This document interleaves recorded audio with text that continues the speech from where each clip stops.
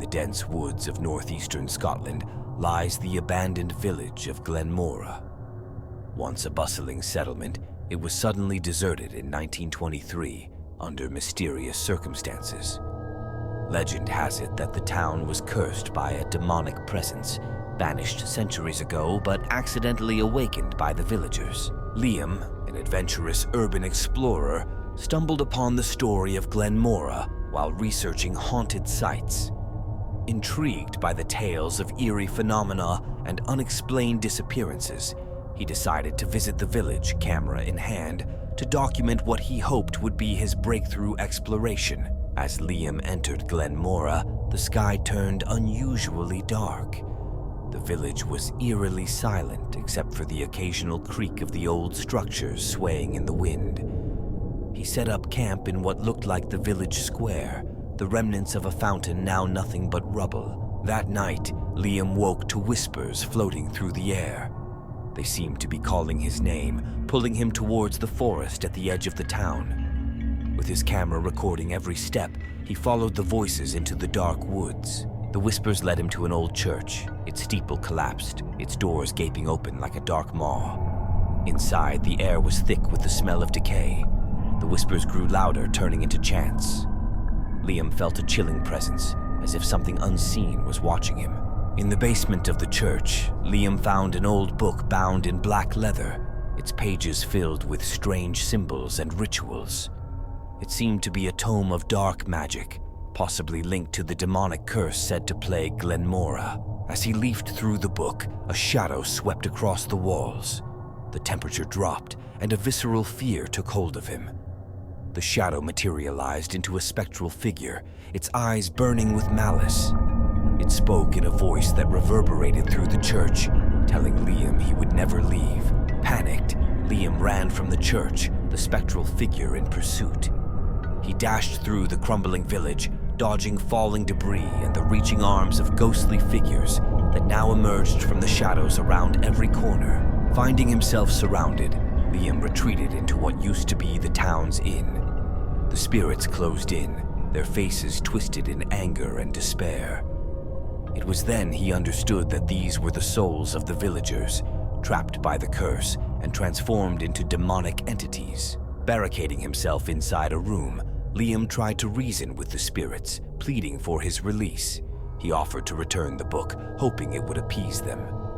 The spectral figure appeared again, its form clearer, more human. It was the former priest of the village, now a tormented spirit. The priest revealed that the book was a seal, keeping a far greater evil at bay.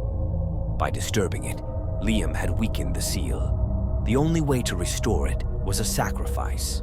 The priest's own spirit had been the last sacrifice. Faced with an impossible choice, Liam decided to take the priest's place. He performed the ritual described in the book, binding his spirit to the village as a guardian, calming the other spirits and containing the greater evil. As his consciousness merged with the spectral plane of Glenmora, Liam felt a peace settle over the village. The dark presence receded into the shadows, held back by the new seal he had created.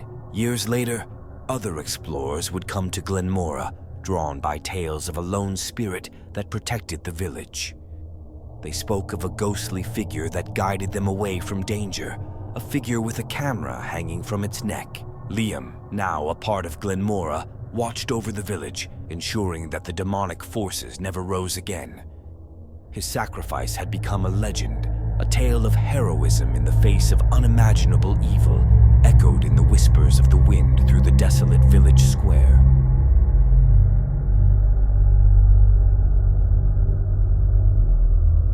In the heart of the Nevada desert, there exists a ghost town known only as Hollowfield, marked by a solitary sign that reads, "Enter and be bound by your own peril."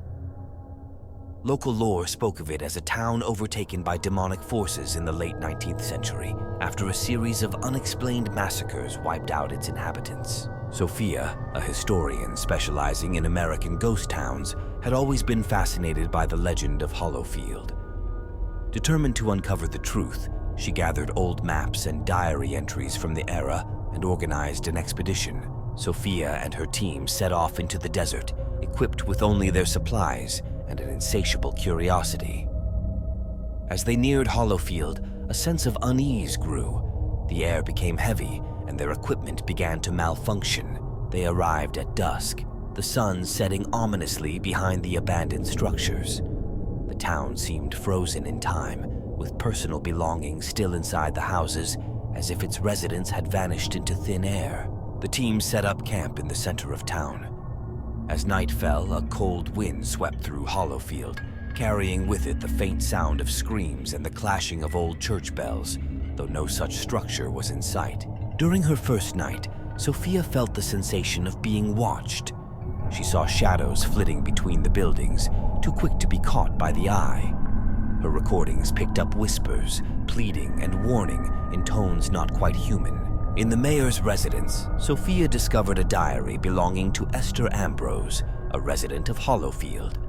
The entries described a gradual descent into madness, as Esther wrote of unseen creatures whispering from the mines at the town's edge. Driven by Esther's writings, Sophia ventured to the mines.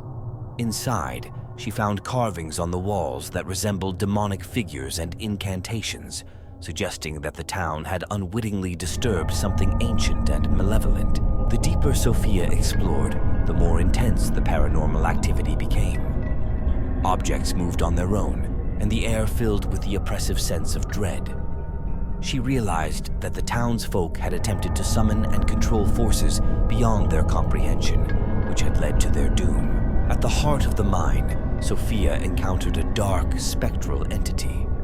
It spoke in a voice that echoed the walls of the mine, revealing that it was bound to the location by the rituals performed by the townspeople who sought prosperity through dark pacts. The entity offered Sophia a deal, power and knowledge in exchange for her help in releasing it.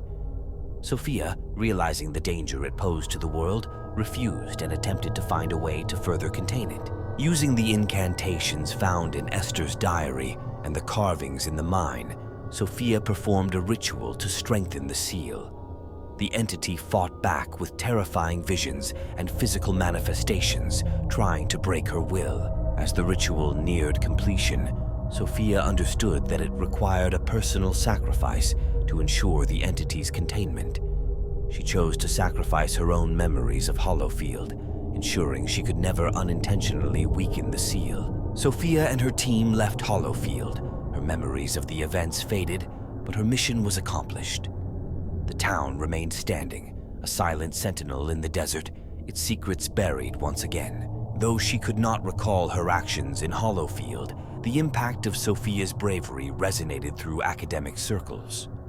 New protections were put in place, guarding the town against interference and preserving the balance Sophia had fought so hard to maintain.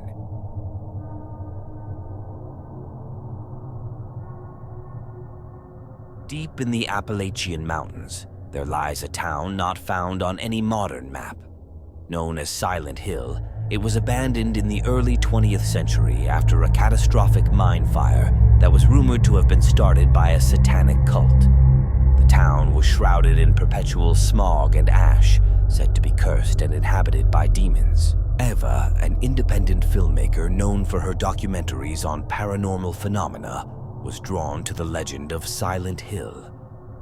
Intrigued by the stories of disappearances and ghostly apparitions, she decided to make a documentary about the town, hoping to uncover the truth behind the myths. Eva assembled a small crew of experts in history, paranormal activity, and survival. Together, they equipped themselves with cameras, audio recorders, and sensors, ready to document their findings and experiences in the forsaken town. As they entered Silent Hill, a thick, unnatural fog enveloped them. The visibility dropped, and the temperature fell sharply. Eva felt a sense of foreboding, as if the town itself was alive and watching. They set up camp in the remains of the town square, surrounded by burnt-out buildings and ash-covered streets.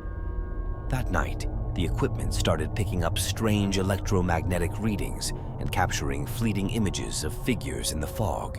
Each member of the crew began to experience terrifying visions of their deepest fears and regrets.